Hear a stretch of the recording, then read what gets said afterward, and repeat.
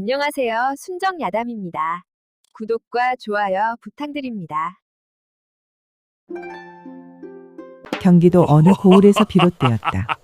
그 고을에는 최참봉이라는 자가 살았는데 논밭이 사방 십리에 걸쳐 있고 곡식 창고만 해도 30칸이 넘는 대지주였다.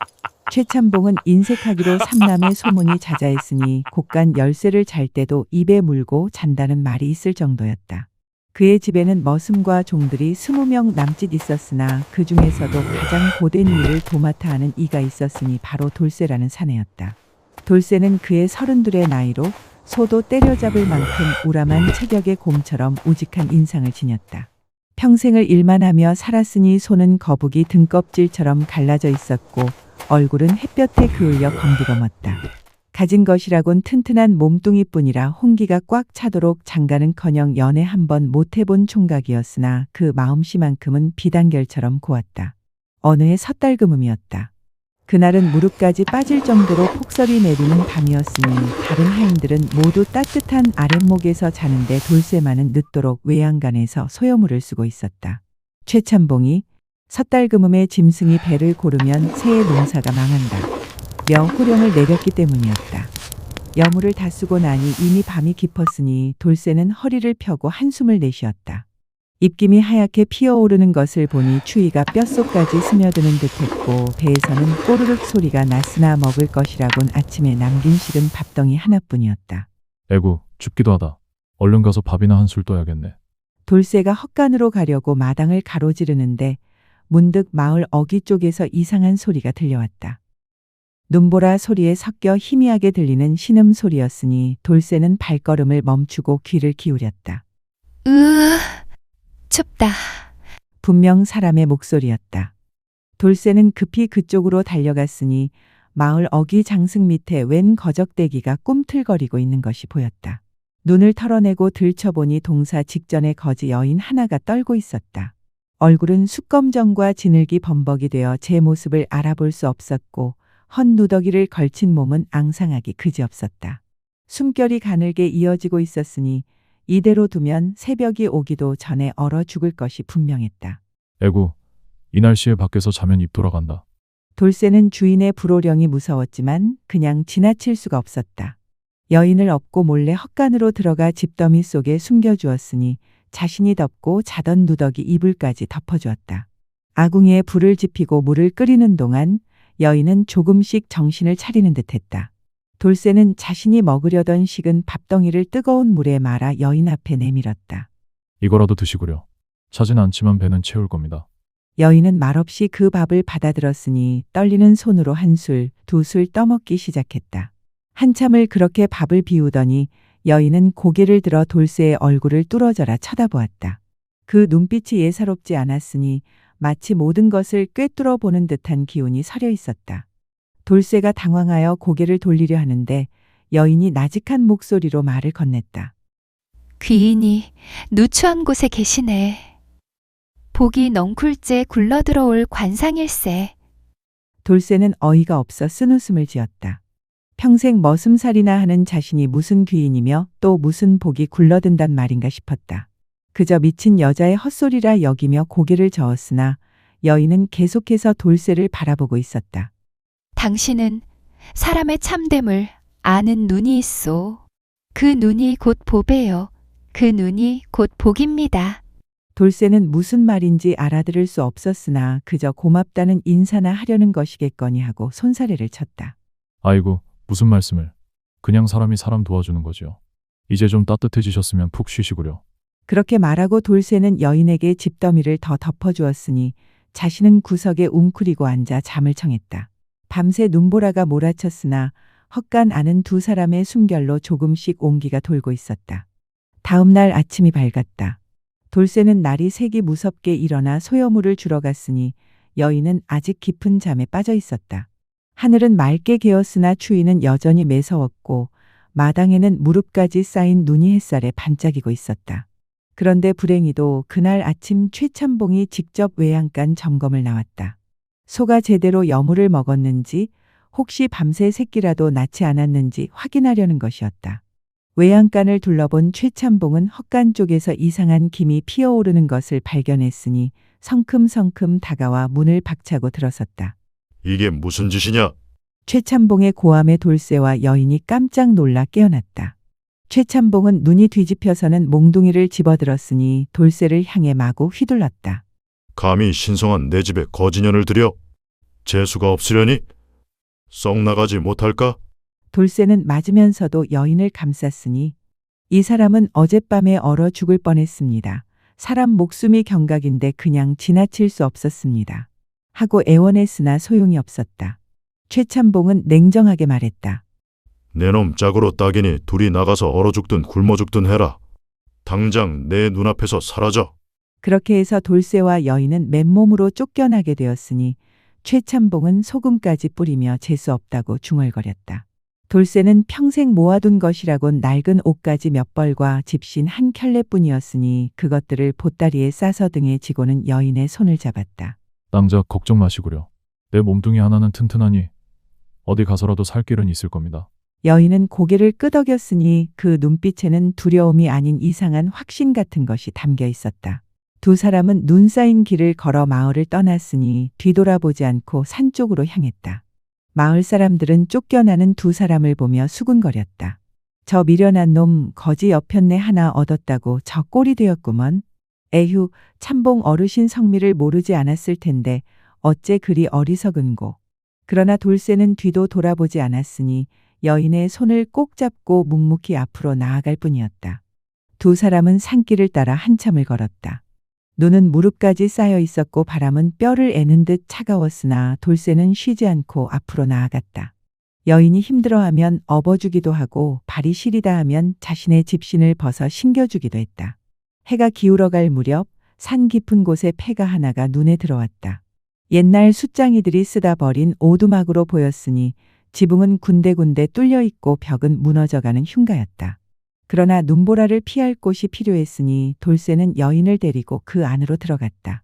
낭자, 여기서 좀 쉬시구려. 내 나무를 해다가 불을 피울 테니. 돌쇠는 눈 덮인 산을 헤집고 다니며 마른 나무를 구해왔으니 아궁이에 불을 지피자 연기와 함께 따뜻한 기운이 방 안으로 번져갔다. 여인은 그 앞에 앉아 손을 녹이며 돌쇠를 바라보았다. 나으리, 여인이 처음으로 돌쇠를 그렇게 불렀다. 돌쇠는 얼굴이 붉어졌으나 기쁜 마음에 싱긋 웃었다. 나으리라 불러주시니 간질간질하구려. 그런데 낭자 성함은 뭐라 하시오? 분이라 합니다. 본명은 따로 있으나 이제 그 이름은 버렸으니 분이라 불러주십시오. 분이. 좋은 이름이구려. 나는 돌쇠입니다. 이름도 변변찮지만 몸뚱이 하나는 튼튼하니 임자 굶기지는 않을 겁니다. 분이는 고개를 끄덕이며 미소 지었으니 그 미소에는 묘한 깊이가 있었다. 며칠이 지났다. 돌쇠는 불평 한마디 없이 나무를 해오고 계곡에서 물을 길어오고 눈을 치우고 무너진 벽을 흙으로 발라 바람을 막았다. 분이는 그런 돌쇠를 묵묵히 지켜보며 가끔씩 이상한 말을 하곤 했다.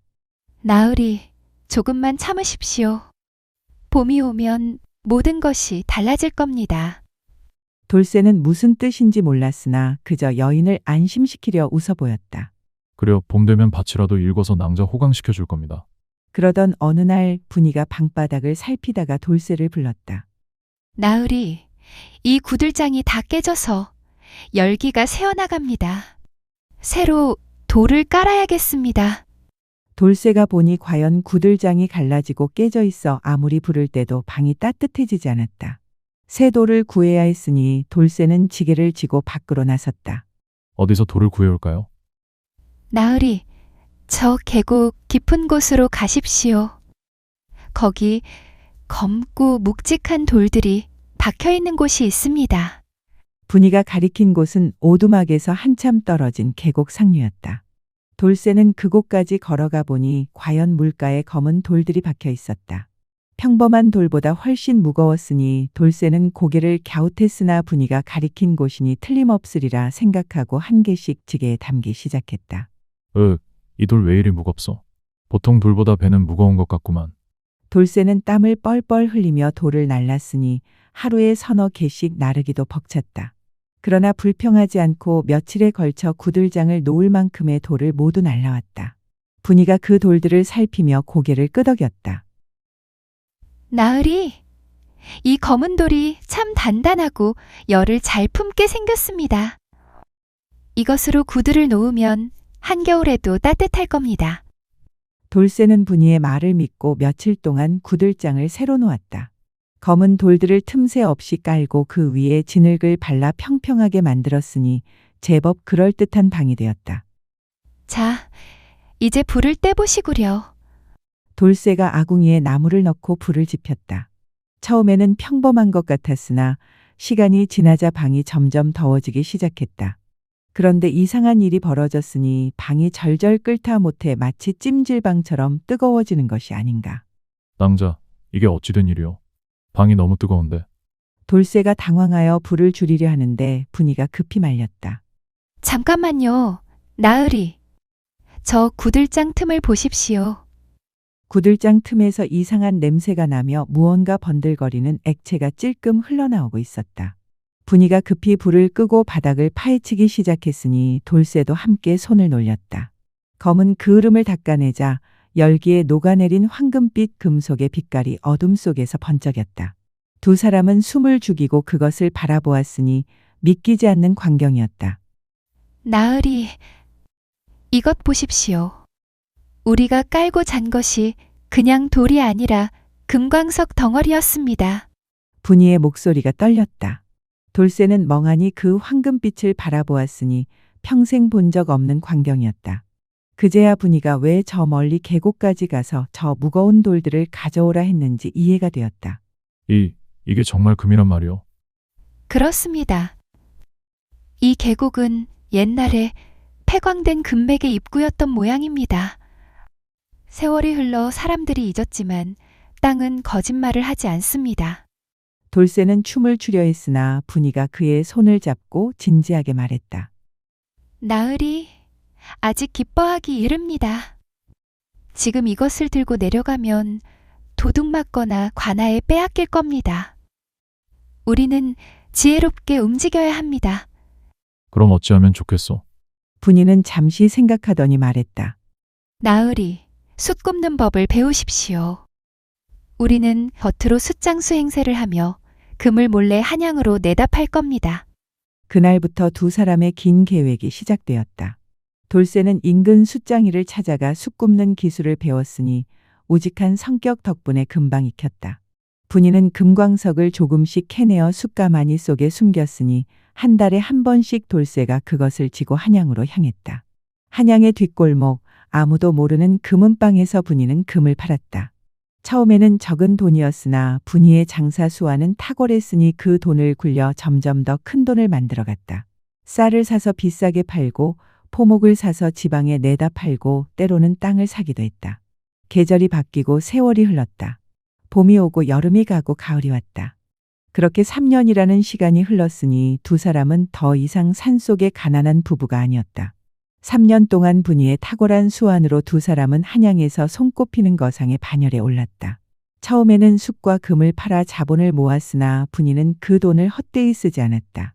쌀이 귀할 때를 예측하여 미리 사두었다가 비싸게 팔았고 명주와 무명을 대량으로 구입하여 지방에 내다 팔았으며 때로는 땅을 사서 소작을 주기도 했다. 돌쇠는 처음에는 장사가 어색했으나 그 정직한 성품이 오히려 장점이 되었다. 이 사람은 거짓말을 모르는구나 하는 신뢰가 쌓이자 양반집에서도 돌쇠네 상회를 찾았다. 분이는 숯검정을 씻어내고 비단옷을 입으니 천하절색의 기품 있는 마님으로 변했다. 그녀가 걸어가면 사람들이 고개를 돌려 바라볼 정도였으니 과연 몰락한 거상의 딸이었던 것이 사실이었음이 드러났다. 돌쇠 역시 변했다. 한양의 서당에 다니며 글을 배웠으니 비록 서툴렀으나 장부를 기록할 정도는 되었다. 또한 무예를 익혀 의적들로부터 상단을 지킬 힘도 갖추었다. 우람한 체격에 의젓한 풍모를 갖추니 이제는 듬직한 대인의 모습이었다.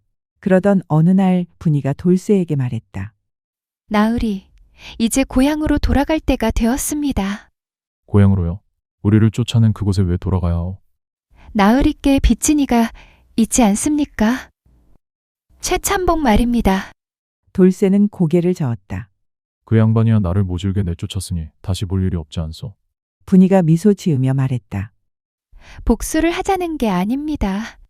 다만 하늘의 이치를 보여주려는 겁니다. 사람을 알아보지 못하는 자가 어찌 되는지 그 결말을 함께 보아야 합니다. 마침 그 무렵 고향 마을에 큰 흉년이 들었다는 소식이 들려왔다. 장마가 한 달 넘게 이어지더니 논밭이 물에 잠겼고 그 뒤로 가뭄이 들어 곡식이 말라 죽었다. 백성들은 초군 목피로 연명했고 양반들도 재산을 팔아 입에 풀칠을 하는 형편이었다. 특히 최참봉은 더욱 곤란한 처지에 빠져 있었다. 아들이 한양에서 노름에 빠져 빚을 잔뜩 지고 돌아왔으니 그 빚쟁이들이 날마다 대문을 두들기며 돈을 내놓으라 아우성이었다. 게다가 흉년으로 소장료도 받지 못해 고가는 텅 비어가고 있었다. 결국 최참봉은 집과 논밭을 팔기로 결정했다. 그런데 흉년에 누가 땅을 사겠는가? 사방에 손을 써봐도 매입자가 나타나지 않았으니 최참봉은 하늘을 원망하며 한숨만 쉬고 있었다.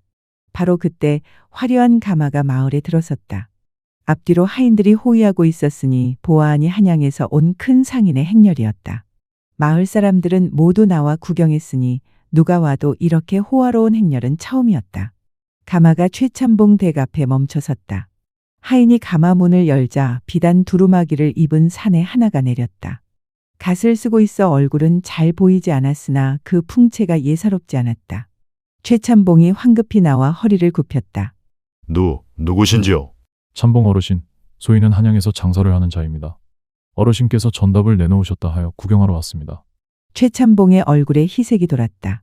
이 흉년의 땅을 사겠다는 사람이 나타난 것이니 하늘이 도운 것이라 여겼다. 아, 그러십니까? 어서 들어오시지요. 차라도 한 잔 드리겠습니다. 두 사람이 사랑방으로 들어가 마주 앉았다.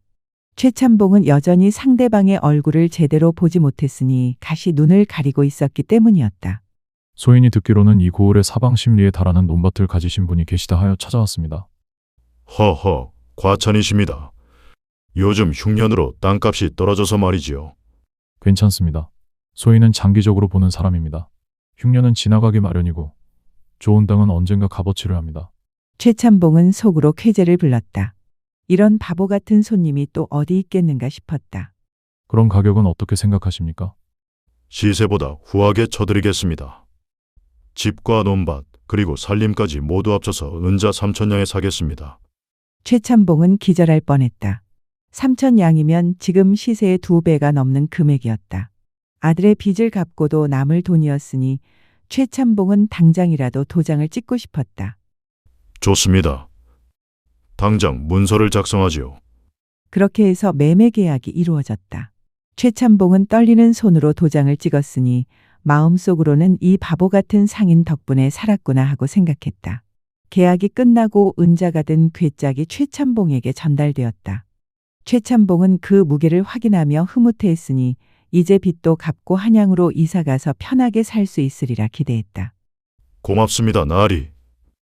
덕분에 살았습니다. 천만에요, 참봉 어르신. 그럼 소인은 이만 물러가겠습니다. 상인이 일어서려 하는데 최참봉이 문득 궁금해졌다. 그런데 나으리 성함을 여쭤봐도 되겠습니까? 상인이 갓을 벗으며 천천히 고개를 들었다. 최참봉은 그 얼굴을 보는 순간 눈이 휘둥그레졌다. 곰 같은 체격, 검게 그을린 얼굴, 그리고 우직한 눈빛. 분명 3년 전에 쫓아낸 그 머슴이었다. 참봉 어르신, 저 돌쇠입니다. 3년 전 쫓겨난 그 거지 돌쇠 말입니다. 최참봉은 그 자리에서 기절할 뻔했다. 떨리는 손으로 책상을 짚고 겨우 정신을 붙들었으니 믿을 수 없다는 표정으로 돌쇠를 바라보았다. 네, 내가 돌쇠란 말이냐? 그렇습니다, 어르신. 소인이 바로 그 돌쇠입니다. 최참봉의 얼굴이 하얗게 질렸다. 자신이 내쫓았던 머슴이 3년 만에 거상이 되어 돌아왔다니, 그것도 자신의 전 재산을 사들인 주인이 되어 나타났다니, 이것이 꿈인지 생시인지 분간이 되지 않았다. 어찌 된 일이냐? 내가 어떻게... 돌쇠가 담담하게 말했다. 3년 전 어르신께서 저를 내쫓으셨을 때 저는 갈 곳이 없었습니다. 그래서 산속 오두막에 들어가 살았지요. 그곳에서 우연히 금맥을 발견했고 마님의 지혜로 장사를 시작하여 오늘에 이르렀습니다. 마님이라니? 그 거지년 말이냐? 그때 밖에서 가마문이 열리는 소리가 들렸다. 이어서 비단 옷을 입은 여인 하나가 우아한 걸음걸이로 사랑방에 들어섰다. 최참봉이 그 여인을 보는 순간 다시 한번 놀라지 않을 수 없었다. 숙검정과 진흙을 씻어낸 얼굴은 달빛처럼 고왔고 비단 옷을 입은 자태는 양반집 교수보다 더 기품이 있었다. 이것이 3년 전 그 거지 여인이란 말인가? 최참봉은 눈을 의심했다. 참봉 어르신, 오랜만입니다. 3년 전에는 인사도 제대로 못 드렸네요. 분이가 공손히 인사했으나 그 눈빛에는 서늘한 기운이 서려 있었다. 최참봉은 입술이 파르르 떨렸으니 무슨 말을 해야 할지 알 수 없었다. 저 정말 미안하오. 그때는 내가 잘못 보았소이다. 분이가 조용히 말을 이었다. 어르신께서는 사람을 겉모습으로만 보셨습니다. 헌옷을 입었다고 거지로 보시고 맨발이었다고 천한 사람으로 보셨지요. 하지만 옷과 신발이 사람의 가치를 결정하는 건 아닙니다. 그렇소이다. 내가 눈이 어두웠소. 돌쇠가 끼어들었다. 어르신, 저희는 복수하러 온 게 아닙니다. 다만 하늘의 이치를 보여드리고자 왔을 뿐입니다. 어르신께서는 사람을 버렸고 우리는 사람을 거두었습니다. 그 결과가 어떻게 되었는지 이제 아시겠습니까? 최참봉은 고개를 숙였다. 부끄러움과 후회가 밀려왔으니 눈물이 주르르 흘러내렸다. 내가 잘못했소이다. 정말 잘못했소. 그날 밤 돌쇠 부부는 객사에 머물렀다. 최참봉은 은자 3,000양을 괴짝에 넣어 곳간에 숨겼으니 내일 아침 아들의 빚부터 갚아야겠다고 생각했다. 그런데 한밤중에 이상한 소리가 들렸다. 최참봉이 잠에서 깨어 귀를 기울이니 누군가 곳간 문을 여는 소리였다. 급히 달려가 보니 아들이 은자 괴짝을 들고 달아나려는 참이었다. 이놈아, 내 애가 지금 무슨 짓을 하는 거냐? 아버지, 저는 한양으로 가야 합니다. 이 돈이면 노름빚을 갚고도 새로 시작할 수 있어요. 이 페르나, 이 돈은 내 빚 갚으려고 집까지 판 돈이다. 그러나 아들은 듣지 않았다. 아버지를 밀쳐내고는 괴짝을 들고 뒷문으로 달아났으니 최참봉이 쫓아가 봤을 때는 이미 어둠 속으로 사라진 뒤였다. 이놈아, 돌아와. 돌아오란 말이다. 최참봉의 외침이 밤하늘에 메아리쳤으나 아들은 돌아오지 않았다. 그는 그 자리에 주저앉아 통곡했으니 하룻밤 사이에 전 재산과 아들을 모두 잃어버린 것이었다. 다음 날 아침 소식을 들은 마을 사람들이 모여들었다. 최참봉은 대문 박담벼락에 기대어 앉아 있었으니 빈털터리가 된 그에게는 더 이상 집도 없고 갈 곳도 없었다. 돌쇠가 그 모습을 보고 분이에게 물었다. 분이, 저 양반을 어찌하면 좋겠소?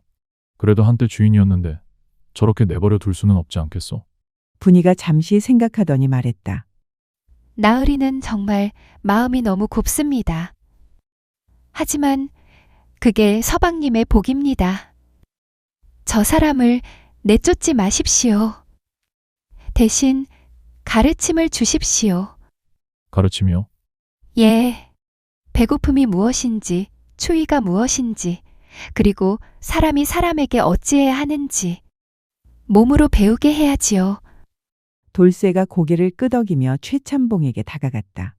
참봉 어르신, 최참봉이 고개를 들었으니 그 얼굴은 눈물과 콧물로 범벅이 되어 있었다. 저를 죽여주시오. 이렇게 사느니 차라리. 죽이지 않겠습니다. 대신 어르신께 일자리를 드리겠습니다. 일자리라니? 이 집의 헛간지기 자리 말입니다. 3년 전 제가 묵었던 그 헛간을 지키며 사시면 됩니다. 하루 세끼 밥은 드리고 누더기 이불도 드리겠습니다. 최참봉은 그제야 깨달았다. 자신이 돌쇠에게 주었던 그 냉대와 모욕을 이제 자신이 똑같이 겪게 되는 것이라는 사실을 말이다. 나를 용서해 주시오. 용서는 하늘이 하는 겁니다. 저는 다만 기회를 드릴 뿐입니다. 일하면 사람 노릇이 무엇인지 배우십시오. 그렇게 해서 최참봉은 자신이 평생 부려먹던 그 헛간의 문지기가 되었다. 처음에는 수치스러워 죽고 싶었으나 배가 고프니 어쩔 수 없이 일을 해야 했다. 아침이면 마당을 쓸고 낮에는 소여물을 쓰고 저녁이면 헛간에서 누더기 이불을 덮고 잤다. 3년 전 돌쇠가 겪었던 그 생활을 이제 자신이 하게 된 것이었다. 처음 며칠은 원망스러웠다. 내가 양반인데 어찌 이런 천한 일을 한단 말인가 하고 분개했으나 배가 고프니 어쩔 도리가 없었다. 일주일이 지나자 손에 물집이 잡혔고 한 달이 지나자 허리가 끊어질 듯 아팠다. 그러던 어느 날 최참봉이 소여물을 쑤다가 그만 쓰러졌다. 기운이 다하여 일어날 수가 없었으니 그대로 죽는가 싶었다. 그때 돌쇠가 달려왔다. 어르신, 괜찮으십니까? 돌쇠는 최참봉을 업고 방으로 데려갔으니 따뜻한 방에 눕히고 미음을 쑤어 먹였다. 최참봉은 그 모습을 보며 눈물을 흘렸다. 내가 이 사람을 내쫓을 때 이렇게 돌봐주지 않았구나. 나는 정말 사람이 아니었구나. 그날 이후 최참봉은 변하기 시작했다. 일을 하면서도 불평하지 않았고 다른 머슴들에게 친절하게 대했으며 가끔은 자신의 경험담을 들려주며 사람 사는 이치를 일깨워 주었다. 1년이 지났다.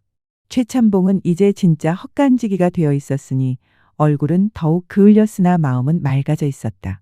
어느 날 저녁 돌쇠와 분이가 그를 불렀다. 참봉 어르신, 그동안 수고하셨습니다. 아닙니다. 제가 배운 게 더 많습니다. 분이가 작은 보따리를 내밀었다. 이것은 어르신 아들이 가져간 은자의 일부입니다. 저희가 수소문하여 찾았습니다. 비록 절반밖에 남지 않았으나 이것으로 작은 집 한 채는 마련하실 수 있을 겁니다. 최참봉은 깜짝 놀랐다. 이것을 왜 제게? 돌쇠가 말했다. 어르신께서 변하셨기 때문입니다. 1년 전의 어르신과 지금의 어르신은 다른 분입니다. 이제는 진정으로 사람을 아는 눈을 가지셨습니다. 최참봉은 그 자리에 무릎을 꿇었다. 고맙습니다. 정말 고맙습니다. 당신들은 저를 벌하신 게 아니라 가르치신 거였군요. 어르신, 이제 아시겠습니까? 사람의 가치는 옷이나 신분이 아니라 마음에 있다는 걸 말입니다. 최참봉은 고개를 끄덕이며 눈물을 흘렸다. 그는 진심으로 뉘우쳤으니 3년 전 자신이 얼마나 어리석었는지 깨닫게 된 것이었다. 훗날 최참봉은 작은 집을 마련하여 여생을 보냈다. 그는 더 이상 재물을 탐하지 않았고 가난한 사람들을 도우며 살았다. 그가 죽을 때 남긴 유언은 이러했다. 사람을 보는 눈이 진정한 보배다. 금과 은은 눈에 보이나 사람의 마음은 보이지 않는다. 하지만 보이지 않는 것이 진짜 보배인 법이다. 한편 돌쇠와 분이는 그 고을에서 100년 만에 보는 선한 부자로 이름을 떨쳤다. 흉년이 들면 곡식을 풀어 백성을 먹였고 병든 이가 있으면 약을 주어 살렸으며 학문하는 선비들을 도와 서당을 지었다. 분이는 말년에 이런 말을 남겼다. 저는 거지 행세를 하며 전국을 떠돌았습니다. 수많은 사람을 만났으나 진심으로 대해준 이는 오직 돌쇠 나으리 한 분뿐이었습니다. 그 저는 알았습니다. 이 사람이야말로 진짜 황금이라는 걸요. 돌쇠는 분이의 손을 잡으며 말했다. 낭자 덕분에 저는 부자가 되었소. 하지만 진짜 부는 낭자를 만난 그날 이미 얻은 거였소. 사람이 보배라는 걸 낭자가 가르쳐 주었소.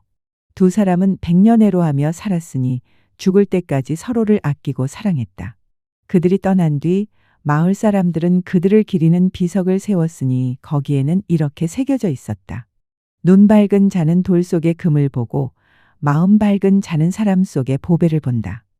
이 이야기가 우리에게 전하는 바는 분명하다. 사람을 겉모습으로 판단하지 말라는 것, 그것이 첫째 교훈이다. 최참봉은 헐벗은 거지를 보고 천한 사람으로 여겼으나 그 속에 천하의 지혜가 숨어 있음을 몰랐다. 돌쇠는 아무것도 배우지 못한 머슴이었으나 사람을 보는 눈만큼은 황금보다 밝았다. 그 눈이 곧 복이 되어 일생의 반려를 얻고 큰 부자가 되었으니 이것이 하늘의 이치가 아니고 무엇이겠는가. 둘째로 베푼 대로 거둔다는 인과응보의 가르침이다. 최참봉은 사람을 버렸기에 사람에게 버림받았고 돌쇠는 사람을 거두었기에 사람에게 큰 복을 받았다. 하늘은 보고 계시니 선한 일에는 복을, 악한 일에는 벌을 내리시는 법이다.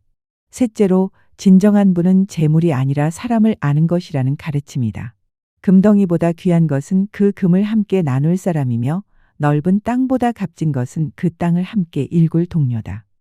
돌쇠가 얻은 진짜 보배는 금광석이 아니라 분이라는 사람이었으니 이를 잊지 말아야 한다. 넷째로 잘못을 뉘우치면 다시 시작할 수 있다는 희망의 메시지다. 최참봉은 헛간지기가 되어 고생했으나 그 과정에서 사람의 도리를 깨달았다. 돌쇠 부부는 그를 벌하지 않고 가르쳤으니 진정한 복수는 상대를 무너뜨리는 게 아니라 깨우치게 하는 것임을 보여준 것이다. 여러분이 만나는 모든 사람 속에는 보석이 숨어 있을 수 있다. 비록 누더기를 걸쳤을지라도, 비록 말이 서툴고 행색이 초라할지라도 그 사람의 진심을 보는 눈을 가지시길 바란다. 그리하면 언젠가 여러분도 돌쇠처럼 평생의 동반자를 만나고 진정한 복을 누리게 될 것이다. 하늘은 항상 보고 계시니 선한 마음을 잃지 마시길, 그것이 바로 가장 큰 재산임을 잊지 마시길 간곡히 당부한다. 이야기 재미있으셨나요? 행복한 하루 되세요.